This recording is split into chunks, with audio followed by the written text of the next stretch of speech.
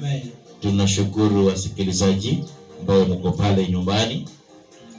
We are here, tuko New Hope Life Mission Church, kanisa ambayo iko chini ya Papa Ndogo hapo mji wa Laksama, Nairobi, Kenya. Na unapotuona mahali hapa, tumekuja kwa ajili kusaidiana mawazo. Ndio maana tuko hapa, tuko na Felesta, mimi naitwa Eric, huyu anaitwa Sarah, huyu anaitwa Alfred na huyu anaitwa David. So tuko hapa kwa ajili ya kujadiliana na huenda mazungumzo haya ikakusaidia unapokuwa nyumbani. But tunashukuru Mungu kwa ajili viongozi wetu walitoka jana na akaweza kusema ya kwamba kitu itarudi kawaida. Kwa hivyo tuko na imani ya kwamba baada ya hii kanisa itaweza kufunguliwa na shule itaweza kufunguliwa. Na ndio maana tumekuja na mada ya leo ya kwamba kwa nini huwa tunachagua viongozi. Kwa sababu unapoangalia katika mji wa Amerika, tumekuwa na viongozi wanakuja alafu wanatoka. Katika pembeni zote hata Kenya tumekuwa na viongozi. Na kila kiongozi ambaye anakuja anawacha kitu nyuma. Kwa hivyo siku ya leo nataka tuone, je, vile tunavyochagua viongozi hata katika Biblia iko hivyo ama kwa Biblia inachaguliwa namna gani? So tutaweza kuomba tunapoenda kuanza. Wacha tuombe. Baba, katika jina la Yesu tunakushukuru kwa ajili ya wema na fadhili. Tunapoenda kuanza kongamano hii, tunaomba neema, tunaomba kibali. Bwana, wewe pamoja nasi, tusaidie, tupatie maarifa ya kutosha. Tunaombea ule msikilizaji ambaye uko nyumbani, Baba ukamtie nguvu na wema, kwa sababu wewe ni Mungu. Kwa jina la Yesu Kristo tumeomba na tukuamini. Amen. Amen. Nataka tuanze mada yetu ambayo tutaanza, kwa nini tunaenda kwa uchaguzi? Pastor Alfred. Tunaenda kwa uchaguzi kwa sababu kuna kipengele ambacho tunapokuwa tukiangalia kwanza mwanzo, Mungu alimuumba Adamu akiwa na malengo aweze kuongoza nani kulinda vile vitu ambavyo aliweka pale katika shamba la Edeni. Na ndiposa tunapokuwa tukiangaza macho yetu katika uongozi, Mungu tunaenda kwa uongozi kwa sababu ili tuweze kuwa na mtu ambaye atakaye tuongoza. Haleluya. Tata wetu Felesta, unaweza sema kwa nini tunaenda kwa uchaguzi? Tunaenda kwa uchaguzi ndiposa tukapate mabadiliko. Hatuwezi kuwa na kiongozi mmoja, uzaliwe upate kiongozi mmoja, uende shuleni uowe tu kiongozi ni yule mmoja. Ni lazima kuwe na mabadiliko. Ndiposa tunaenda katika uchaguzi.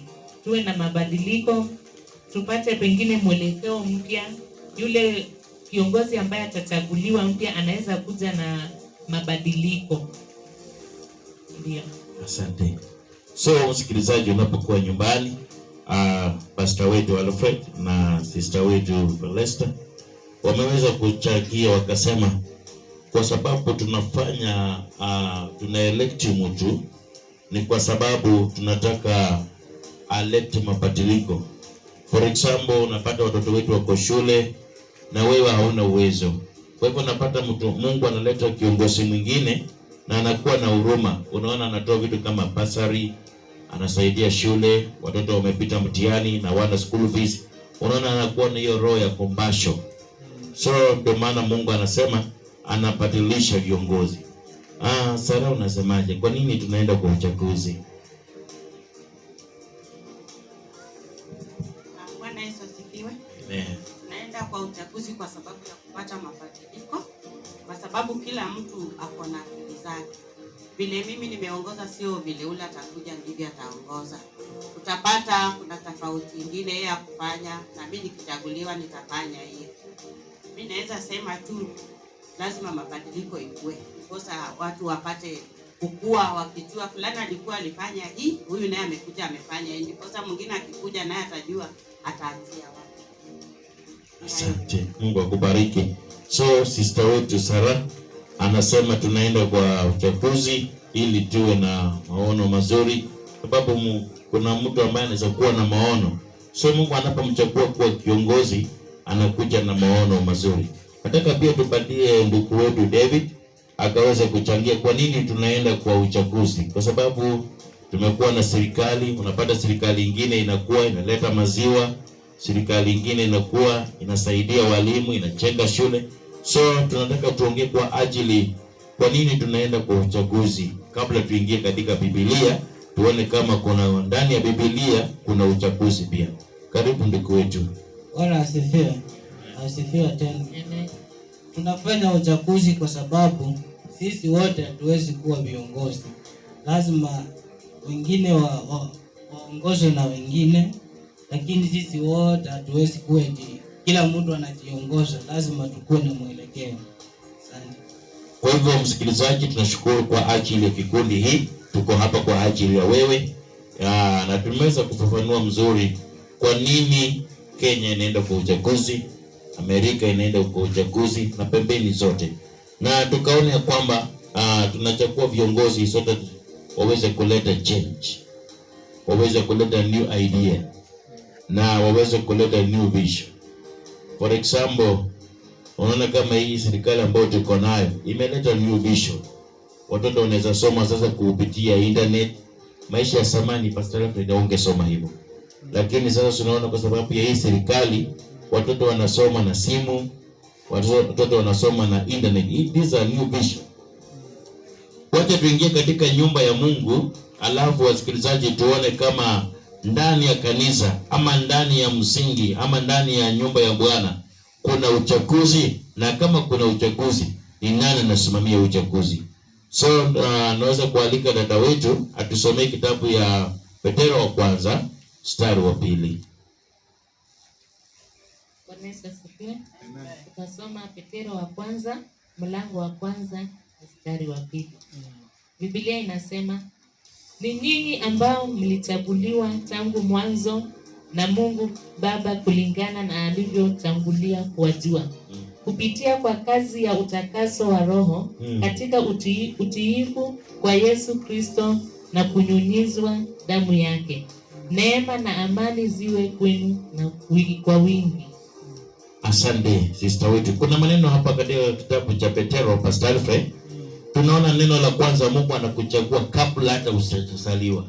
Unaweza sema namna gani kwa ajili ya ule ambaye yuko nyumbani? Ndio naona katika uongozi unaweza pata pastor ako na umri mchanga, lakini Mungu alimchagua anaongoza kundi. Unaweza sema namna gani?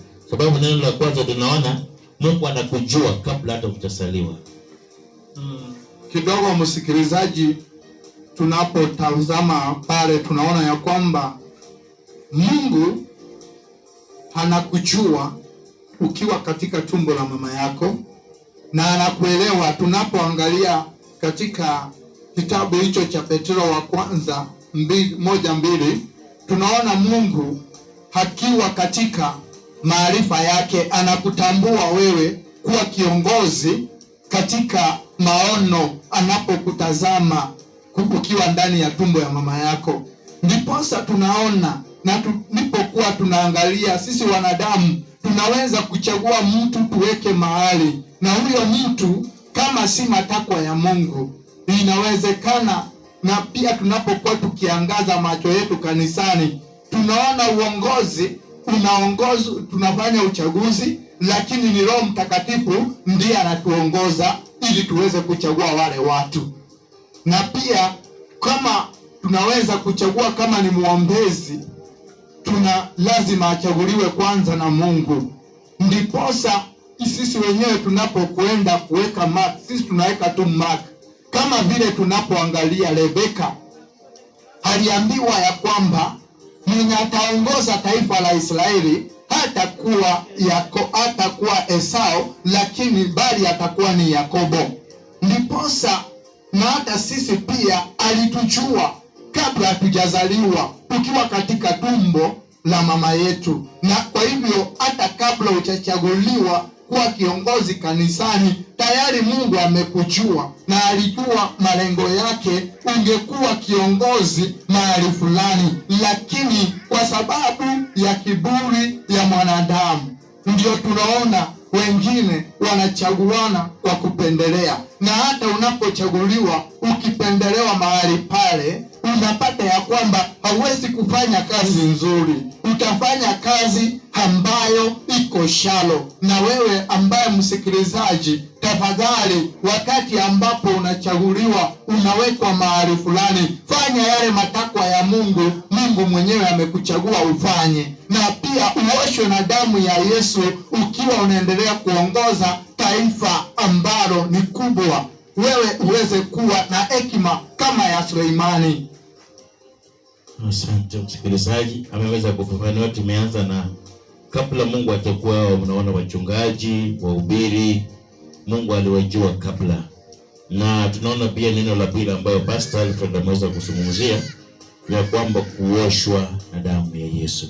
So unapokuwa kiongozi mzuri, ni vyema uoshwe na damu ya Yesu na uwe na amani, sababu huwezi kuongoza watu bila amani. Na ndio maana tumesoma kitabu cha 1 Peter 1:2 ambao nataka nipatie sister wetu pia changie kidogo kwa ajili hiyo kitabu, ya kwamba ukiongoza watu na hasira hautaongoza mzuri. So Mungu anachagua mtu kulingana na moyo. Kulingana na hii kitabu Pastor Alfred. Lazima uwe na moyo mzuri, mtu ambaye si wa kukasirika, mtu ambaye si wa kulahani, sababu tumeona makanisa mengi sio mzuri kuzungumza kwa ajili ya makanisa, lakini unapata mtu analahani. Anasema usipofanya hivi nitakulahani. So nataka tupatie sister wetu pia naye achangie kwa ajili ya mstari, kwa sababu tunaona ya kwamba Mungu alikujua kabla na Mungu akakutakaza na damu yake, na tena kupitia kwa hiyo amekupatia amani. Sister wetu, karibu. Bwana Yesu asifiwe. Amen. Hapa tunaona ya kwamba Mungu alituchagua tangu mwanzo. Ni Mungu mwenyewe ndio ako na uwezo wa kujua ya kwamba huyu mtoto wangu nikimweka akawe kiongozi juu ya watu ataongoza. Anajua ya kwamba uko na uwezo wa kuongoza. Mungu anajua mioyo yetu, anajua moyo wako unakaa aje. Anajua kama wewe ni mtu wa kutengeneza amani. Anajua kama wewe ni mtu ambaye anaweza vumilia, maana kiongozi lazima uwe mvumilivu. Kuongoza watu si kazi rahisi. Anajua ya kwamba wewe unaweza kuvumilia kila jambo. Unaweza kukabiliana na kila jambo ambalo litakuja upande wako. Anajua mioyo yetu, anajua mambo ambayo tunayoyabeba. Anajua ya kwamba huyu mtoto wangu, huyu mtu nikimchagua akawe kiongozi, ataongoza watu katika njia ambayo inaeleweka. Ataongoza watu katika njia ambayo inastahili.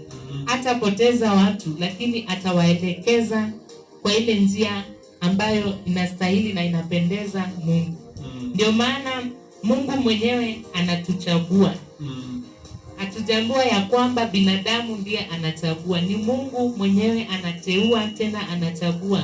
Maana ako na uwezo wa kuona mbali. Anajua huko mbeleni utakuja kukabiliana na hili jambo. Anajua uko na uwezo wa kukabiliana, uko na uwezo wa kupigana na hilo jambo ambalo utakalo kabiliana nalo hapo mbeleni. Kwa hivyo tunashukuru msikilizaji kwa ajili ya hayo maoni ambao tulikuwa nasoma kitabu cha 1 Peter, wala ambao umefungua 1:2. Tunasema ni asante kwa ajili ya usikilizaji. Kwa hivyo tunaona katika Biblia Mungu ndiye anachagua viongozi wake ambaye anajua sana moyo wake. Unapoangalia katika ufalme katika nchi ya Israeli, Mungu alimchagua Sauli kuwa kiongozi. Lakini Sauli akafika wakati akaanza kuua the Amorite, anaanza kuua the Gibeonite, anaspare watu wabaya.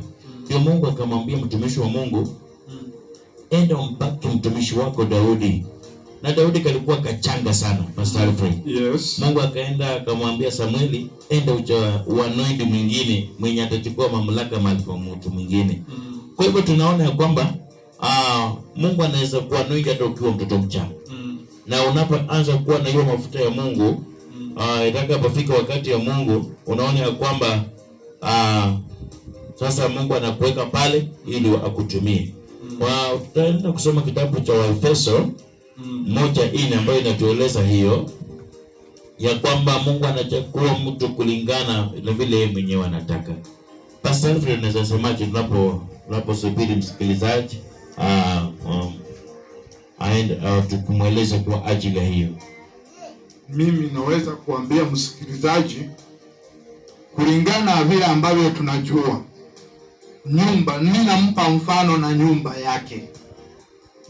Mume akachaguliwa awe kiongozi wa nyumba, kama vile ambavyo Bwana Yesu alichaguliwa kuongoza Wakristo, yaani watoto wa Mungu.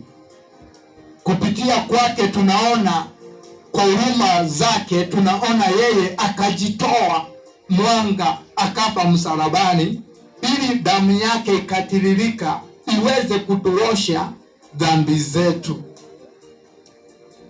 Tunashukuru msikilizaji. So wacha tusome kitabu cha Waefeso itupatie guideline kama vile Mungu alichagua watu wake. Waefeso 1:4. Biblia inasema, kwa maana alituchagua katika yeye kabla ya kuumbwa ulimwengu ili tuwe watakatifu na bila lawama mbele zake kwa upendo. Kwa hivyo sister wetu Felesta, Mungu alituchagua hata kabla hajaumba ulimwengu ili tuwe watakatifu bila lawama. Kwa hivyo mali tumesema Sauli Mungu alimchagua, lakini Sauli akawa na lawama ya kuua na kumaliza nje. Ndio Mungu akasema fadhali nichague Daudi ambaye ndani yake kuna moyo mzuri. Kwa hivyo unaweza sema nini David Mwana kwa ajili ya hiyo? Sababu Mungu alituchagua tusiwe na lawama. Bwana asifiwe. Amen. Mimi naweza sema Mungu ndiye anachukua kiongozi, lakini viongozi wenyewe wanakuja wanapatili mawazo, wanaenda na mwili badala ya kuongozwa na Roho Mtakatifu. Sasa ukiwa kiongozi inafaa uongoze watu kulingana na Mungu, sio kulingana venye na wanadamu. Kwa hivyo David unasema ni vyema unapochaguliwa kwa kazi ya Mungu uende na mwenendo ya Mungu. Sababu mara mingi watu wanaenda na kifua, watu wanaenda na mwili. Unasemaje David? Kulingana na Biblia inafaa mtu aongoze kulingana na Mungu venye anataka, sio kila venye mwanadamu anataka. Amen. So tunashukuru Mungu msikilizaji unapokuwa pale nyumbani, sababu unapochaguliwa wewe ni mchungaji ama kiongozi katika kanisa mahali popote, ni vyema usikize sauti ya Bwana. Anataka nipatie dada wetu Sara akaweza pia kuchangia, kwa sababu tunaona Sauli yeye alienda na mwili na Daudi naye akasema, kuna mahali Daudi akasema mmenikujia na fimbo na panga, lakini mimi ndio kujia na neno la Mungu. Unaweza sema namna Sara? Bwana asifiwe. Msikilizaji ukiwa hapo nyumbani, mimi naweza sema ukichaguliwa sio wewe umejichagua mwenyewe, ni Mungu amekuchagua. Ndiposa ukuwe mfano mwema kwa wenzako. Usipokuwa mfano mwema, hata ukisema kesho tukuje tufanye hii kazi ya kanisa, unapata watu hawajakuja kwa sababu uko hapo na mwili, masengenyo uko nayo haujaacha. Na ukiwa kiongozi unafaa ukubali kila jambo. Hata ukisengenywa ama ukitusiwa, unafaa useme tu Mungu anatosha, bali neno la Bwana lisizidi kuendelea. Hayo. Asante msikilizaji, tunakushukuru kwa ajili ya kuangalia televisheni yetu na Mungu akaweze kukubariki. Nataka kurudi kwako sister wetu Felesta, sababu tumeona mara mingi first born hawana baraka. Unapata ule ambaye ni sio first born anachukua baraka, lakini first born unapata amesaliwa lakini hana baraka. Kwa nini huwa inafanyika hivyo? Kulingana tu, hata sio Biblia, kulingana tu na vile tumeona, kwa sababu unapoangalia viongozi wengi, hata wale ambao ni president walikuja wakaenda, sio first born. Kulingana na history utasapata huyo mtu sio first born.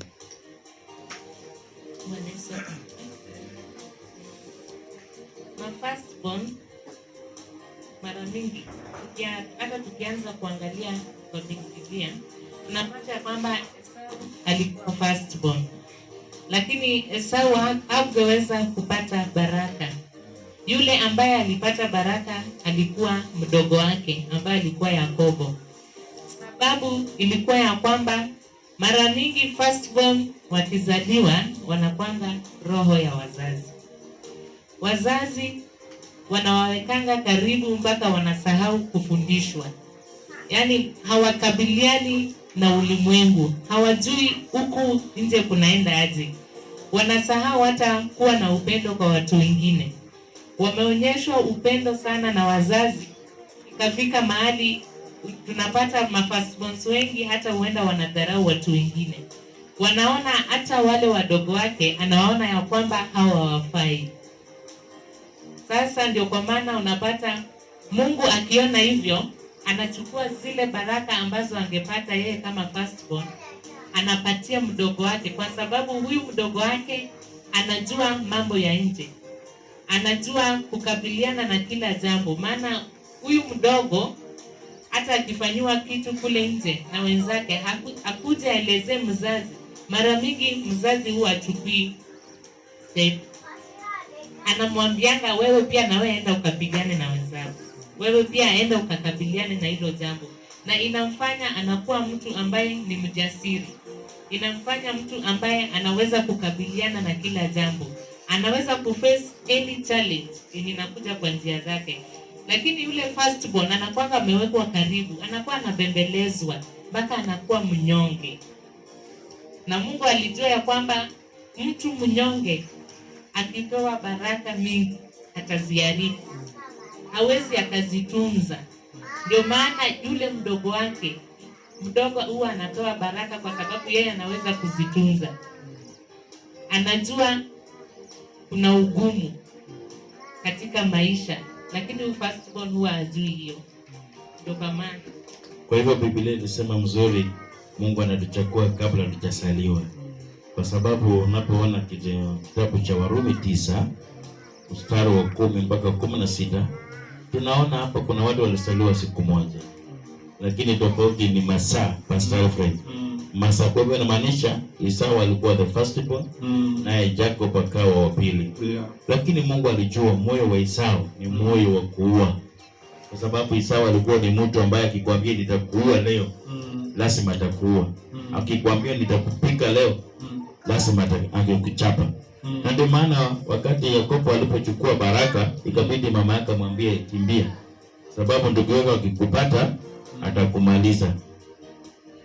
Wacha tusome wasikilizaji Warumi 9 mstari wa 10 peke yake, tuone vile inasema. Inasema nini? Biblia inasema, wala si hivyo tu, bali pia watoto uliowazaa Rebeka walikuwa na baba huyo huyo mmoja. Kwa hivyo tunaona Esau na Yakobo walikuwa ni watoto wa Isaka na Rebeka. Kwa hivyo ni watoto wa mtu mmoja, walizaliwa siku moja, lakini tofauti ni masaa. Mstari wa 11 inasema, lakini hata kabla hao mapacha hawajazaliwa. Imagine, Biblia inasema kabla hao mapacha hawajazaliwa, au kufanya jambo lolote. Imagine, Mungu anakuchagua hata kabla hujazaliwa. Kwa hivyo inamaanisha pastor, Mungu anakuchagua hata kabla hujazaliwa, kabla hujatenda mazuri ama hujatenda mabaya. Au kufanya jambo lolote jema au baya, ili kwamba kusudi la Mungu la kuchagua lipate kusimama. Kwa hivyo tunaona sister wetu Felista, Mungu anachagua mtu kulingana na makusudi na lengo, si ndio? Kwa Kizungu inamaanisha purpose. Anakuchagua kulingana na malengo yake. Kwa hivyo Mungu hana upendeleo ambao unaweza sema mbona Mungu alichagua Sara akaniwacha, mbona Mungu alichagua Felista akaniwacha. Kwa Mungu haiko hivyo. Mungu anachagua watu kulingana vile yeye anataka. Mstari wa 12, si kwa matendo bali kwa yeye mwenyewe kuita. Rebeka aliambiwa yule mkubwa atamtumikia yule mdogo. Kama vile ilivyoandikwa, nimempenda Yakobo lakini nimemchukia Esau. Bwana Yesu asifiwe. Kuna kitu kimejificha hapa wasikilizaji. Kwa hivyo kabla Rebeka atawazaa hawa watoto wawili, alikuwa amejua Pastor Alfred. Alikuwa amejua ya kwamba mmoja atakuwa hivi na mwingine atakuwa hivi. Unaweza himiza namna gani wasikilizaji kwa ajili hao mapacha? Ngeweza kuwahimiza wasikilizaji na watazamaji ya kwamba wakati ambapo sisi kama wanadamu tunapokuwa tukiangalia yule firstborn ndiye atabeba nyota ya nyumba, hapo ninasema ya kwamba mnajidanganya, kwa sababu tayari Mungu ameshachagua kiongozi kwa ile nyumba ambaye unaweza kusema ni kitinda mimba ama second born. Huyo ndiye atabeba nyota ya hiyo nyumba.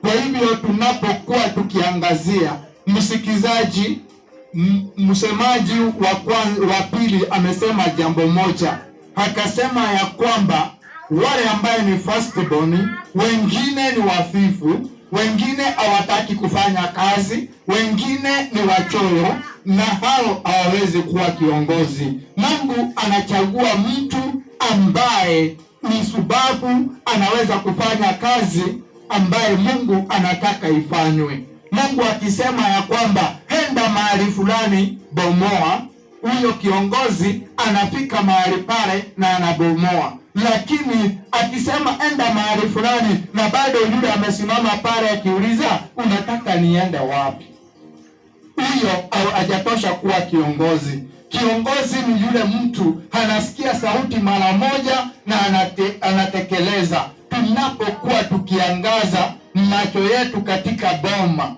tunaona kuna mafirstborn wengi wamezaliwa, na unaona ya kwamba wengi wananugunika, kwa nini wazazi wananiwacha? Mimi nataka nikuambie siku ya leo, ujue ya kwamba Mungu alishachagua ambaye ataongoza nyumba yenu. Hata kama wewe umekuwa ni firstborn, ulizaliwa kwa hiyo mji, ninataka nikuangazie, nikuambie ya kwamba baraka zako ngojea Mungu atazilete, lakini za yule ambaye yuko ni yule ambaye ni kitinda mimba, ndio amepewa nyota ya kuongoza katika ile nyumba.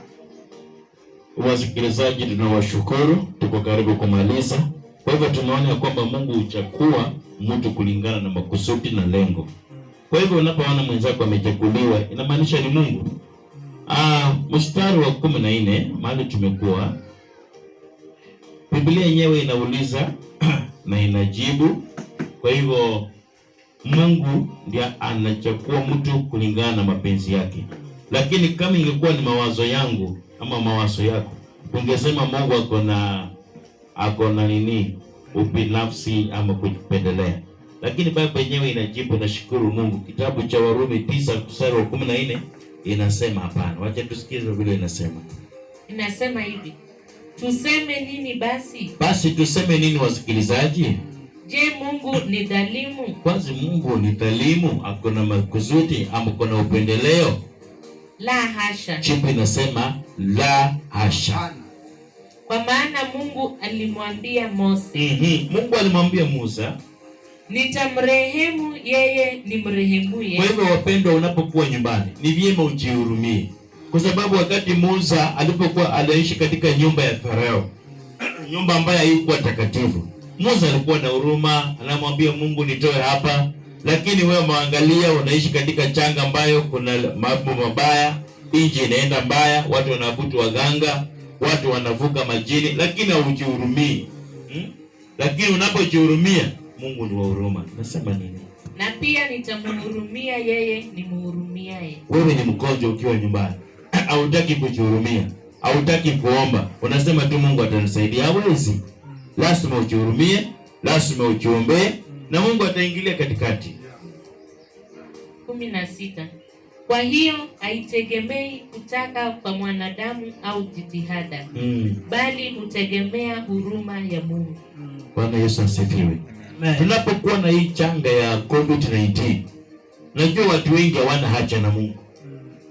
Watu wengi wakiamka wataki kuomba Mungu. Lakini nataka nikwambie ni vyema kujihurumia. Uhurumie familia, uhurumie mzee uhurumie mama. Unapofanya hivyo, basi Mungu atakuwa na huruma. Na ndio maana Mungu alikuchagua wewe kuwa baba. Ndio maana Mungu alikuchagua wewe kuwa mama. Kwa hivyo tushikane. Wewe kama kiongozi wa hiyo nyumba, ongoza watu wako katika mienendo za Mungu. Fanya fasting, fanya agano ya maombi katika hiyo nyumba. Usikae tu ati unangoja pastor pale. Hurumie watoto wako.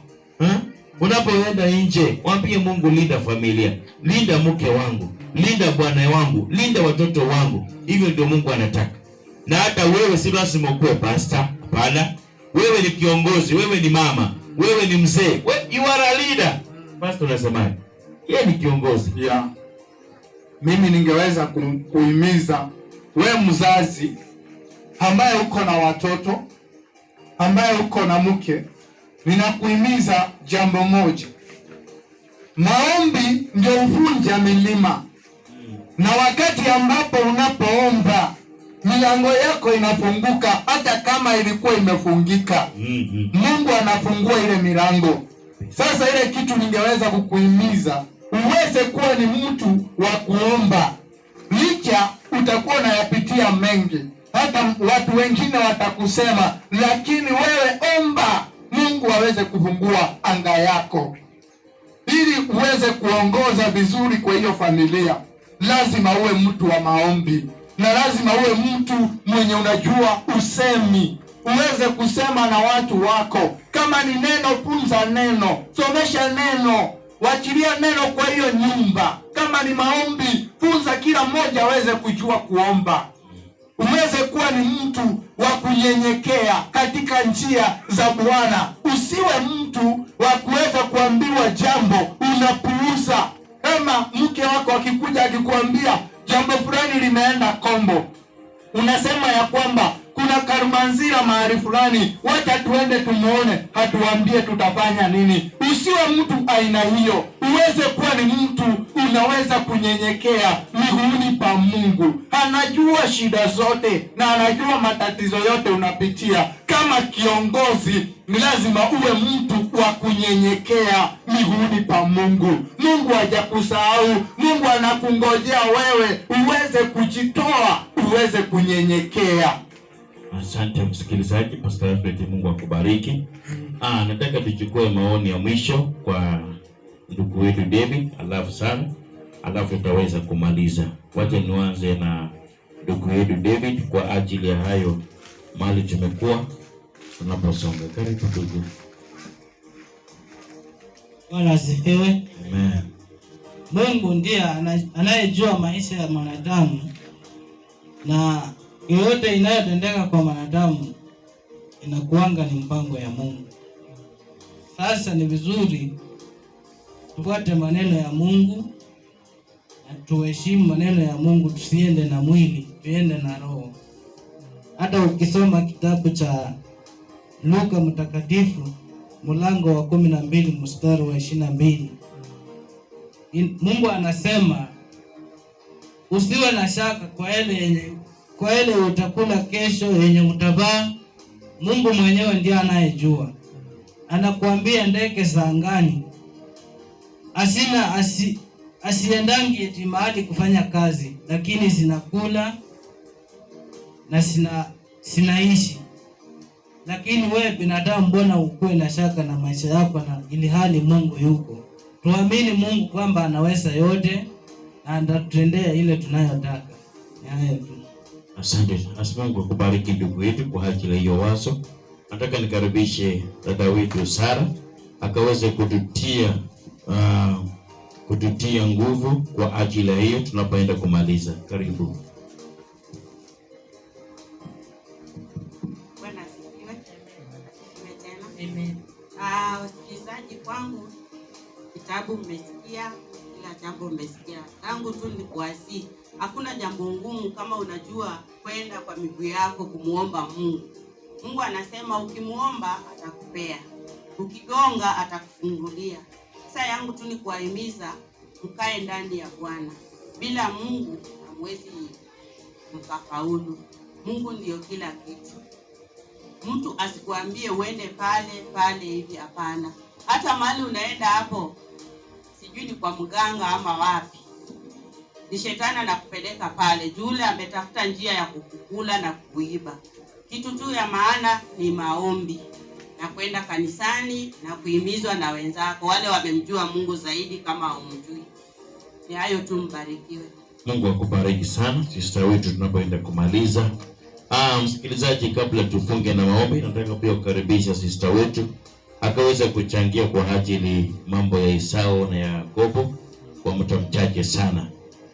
Karibu. Bwana Yesu asifiwe. Amen. Hapa katika kwa mambo ya Esau na Yakobo tunapata kuona ya kwamba walikuwa mapacha. Walizaliwa siku moja, baba mmoja, mama mmoja. Lakini ukiangalia mama alikuwa anampenda Yakobo kuliko Esau. Baba alikuwa anampenda Esau. Na kama tunavyojua mama anakaa sana na mtoto kuliko baba.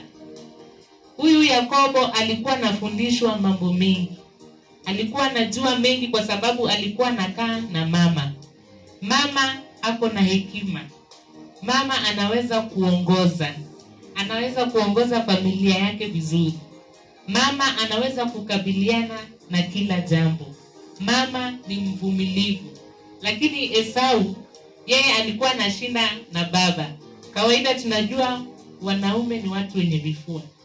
Kwa hivyo yeye alikuwa anajua tu kupigana. Alikuwa anajua kustua watu, alikuwa anajua tu kutishia watu maisha. Lakini Yakobo alijua pande zote. Alikuwa anajua kunyenyekea, alijua kuvumilia, alijua kukabiliana na kila jambo. Alijua kuleta amani. Ndio maana Mungu akamchagua. Kwa sababu yeye alielewa mambo mengi. Alielewa jinsi mambo yakiwa magumu ni lazima ni jinsi utaweza kukabiliana nayo. Alijua ya kwamba inapaswa uombe kwa sababu mama anafundisha watoto sana kuliko baba. Baba yeye hujishughulisha na vile atatoa wapi chakula, ataweza aje kupata fedha watoto wasome, lakini mama yeye anakuza mtoto. Anajua mtoto akikosa anadhibiwa. Tunapata kuona ya kwamba hata Biblia inatuambia ya kwamba Yakobo alikuwa ameteuliwa. Lakini Esau yeye hakuwa ameteuliwa. Kwa sababu Esau yeye hakujua mambo. Yakobo alijua mambo mengi. Hata katika ulimwengu wa kisasa utaona kwa kawaida wanasemanga yule pacha ambaye ni mdogo anaonekana mkubwa kuliko yule mkubwa wake. Anakuwa yeye hukua mtu ambaye anafanya mambo kwa haraka. Yeye huwa azubai kwa sababu ni kitu ilitokea kutoka hapo mwanzo. Mdogo wa pacha anaendanga haraka. Hata mimi niko na mapacha na ninaona hivyo. Mdogo anaenda haraka kuliko mkubwa. Mdogo yani ukimwangalia utaona ni kama yeye ndio mkubwa kwa sababu anafanya mambo kiharaka. Ni kwa sababu toka mwanzo kulikuwa hivyo. Hawa walikuwa mapacha. Lakini mdogo tunaona kwamba alitumia akili hata akaweza kuiba urithi wa Esau. Alitumia akili, alijua ni nini atafanya kupata urithi. Na akafanya haraka akaibe ile urithi. Lakini Esau kwa sababu yeye alikuwa tu hapo, aliweza kumpatia kwa sababu yeye alikuwa anafikiria mlo. Baba alikuwa anaweza kufikiria nitapata wapi venye watoto watakula, nitapata wapi fedha, watoto wangu watakula vipi, watafanya nini. Ndio kwa maana yeye alifikiria mlo. Aliona tu hapa kuna mlo, akaweza kauza urithi wake. Kwa hivyo katika maisha ya siku hizi tujue ya kwamba Mungu anatuchagua. Mungu anaweza kuona huyu ataishi hii maisha. Mungu ana uwezo wa kujua ya kwamba huyu mtoto ataweza kukabiliana na kila jambo. Tumepata kuona ya kwamba uchaguzi. Tumeongelelea uchaguzi siku ya leo na tumeongelelea uchaguzi kulingana na njia za Mwenyezi Mungu. Mungu ndiye anayetuchagua, hatujichagui sisi wenyewe. Viongozi ambao wamechaguliwa na Mungu, Mungu akiona ya kwamba wanaenda kinyume na matakwa yake, hapo na uwezo wa kuwaondoa. Kwa hivyo binadamu tusione ya kwamba huyu hawezi kutuongoza vizuri, tuanze kupanga vile tutakavyomuondoa. Tukipanga kumuondoa kiongozi, huwa haondoki. Mungu akipanga kumuondoa, ataondoka, hata kama binadamu wanampenda aje. Kwa hivyo tujifunze ya kwamba kila kiongozi hutoka kwa Mungu. Mungu anajua huyu kiongozi ataelekeza watoto wangu katika njia ambayo inastahili. Ataweza kuvumilia, kwa maana ukiwa kiongozi ni lazima utapitia. Ni lazima watu watakushusha, ni lazima watu watasema mambo kinyume na maisha yako. Watasema kinyume na jinsi unavyotenda. Hata ukitenda mema, binadamu wataona mabaya, lakini Mungu anajua ya kwamba uko na uwezo wa kustahimili haya yote. Ndio kwa maana alikuweka pale ukawe kiongozi. Mbarikiwe sana. Asante msikilizaji, tunapoenda kumaliza, historia ya Esau ni mrefu na historia ya Yakobo, kwa sababu mwanzo uliona ni mzuri kwa kubalance pande zote ya mama na baba, lakini hata Yakobo alikuwa amekataa. Unaposoma Genesis utaona kwamba Yakobo alikuwa amekataa, lakini mama akasema wewe enda, kama ni laana sipate mimi. Hiyo story ni mrefu, lakini tunashukuru Mungu ilikuwa imepangwa hivyo. So tunaposoma kitabu cha 1 Peter 2 verse 9 inatutia nguvu kama sisi ambao tumechaguliwa, na tunaenda kuisoma na Luka ya Kiswahili. 1 Peter chapter 2 verse 9, hiyo ndio kitabu ya mwisho, alafu tutaweza kuomba. Petero wa kwanza mlango wa 2 mstari wa 9, Biblia inasema, lakini ninyi ni taifa teule. Kwa hivyo tunapozungumza taifa teule, sisi kama Kenya, hii ni taifa teule. Kabla tusaliwe, Pastor Alfred, kabla babu zetu wasaliwe, Mungu alijua Kenya, Mungu alijua Amerika, Mungu alijua tutakuwa na South Africa, tutakuwa na Uganda, Tanzania vile vile. So before we have been born, Mungu alijua hii itakuwa Kenya, hii itakuwa Somali, hivyo hivyo. Kwa hivyo Bible inathibitisha hata nchi ya Kenya na watu ambao wanaishi, Mungu alijua. Tuendelee. Ukuhani wa kifalme, taifa takatifu, watu walio milki ya Mungu, mlioitwa ili kutangaza sifa zake, yeye aliyewaita kutoka gizani mkaingie katika nuru yake ya ajabu. Katika nuru. Pastor Alfred, unaweza semaje? Kwa sababu kabla tuwe na viongozi, sababu unapoangalia uongozi wa zamani nje ya Israeli, Mungu mwenyewe ndiye alikuwa anaiongoza. Kwa hivyo hatukuwa na uchaguzi, hadi wanachagua Musa, sijui wanachagua nani. Lakini vile watu walianza kulalamika, ndio Mungu akamchagua mwenyewe Musa. Akasema walikuwa wanataka mwanadamu ambaye wanaona kwa macho. Lakini pale mwanzo Mungu ndiye alikuwa anaongoza nchi ya Israeli. Kama kitu ingetokea kibaya, angekuja na ishara kama mtetemeko, angekuja na mfano kama kuchoma msitu. Lakini watu wakaanza kusema hatutaki. Unajua watu wenyewe ndio walitaka Palestina. Lakini mwanzo Mungu ndiye alikuwa anaongoza the whole world. Unaweza sema namna gani? Sababu watu wenyewe ndio walianza kulalamika, ndio Mungu akamchagua Musa. Sasa kulingana vile ambavyo mimi ninaelewa, kidogo tunapoangalia katika pale tunapeana taswira ya nini ya Israel, tunaona viongozi walikuwa wanachaguliwa kulingana na wakati na majira. Lakini tunapokuwa tukikuja katika mahali ambapo wengi tumezaliwa, tunaona uongozi unachaguliwa kulingana na vile ambavyo umesoma. Na hiyo si halali. Tunapokuwa tukiangaza macho yetu katika Biblia, tunaona Mungu sisi alipotuchagua, alituchagua kama taifa ambayo ni teule, ambayo aliweza kujua ya kwamba watakatifu watakuwa pale ndani, na pia katika uongozi wataongoza vizuri kwa sababu wanaongozwa na Roho Mtakatifu. Lakini tunapokuwa tukiangaza macho katika taifa la Israeli, walifika mpaka mahali wakaanza kunungunika, wakalilia Mungu, wakamwambia Mungu, tumechoka na kuongozwa na kiongozi ambaye hatuoni, tunataka mtu ambaye tutakayemuona.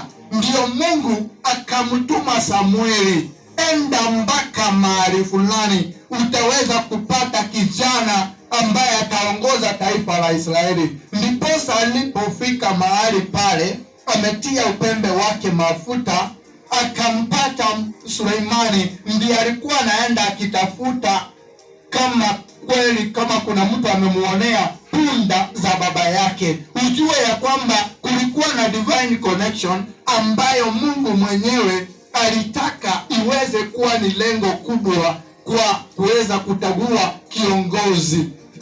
Na hata Suleimani hakujua ya kwamba atachaguliwa, lakini kwa sababu ile hali walikuwa wamesikia nabii amekuja katika taifa lile la Israeli, wakasema wacha tuende tuone, saa zingine nabii anaweza kutuambia tutampata wapi.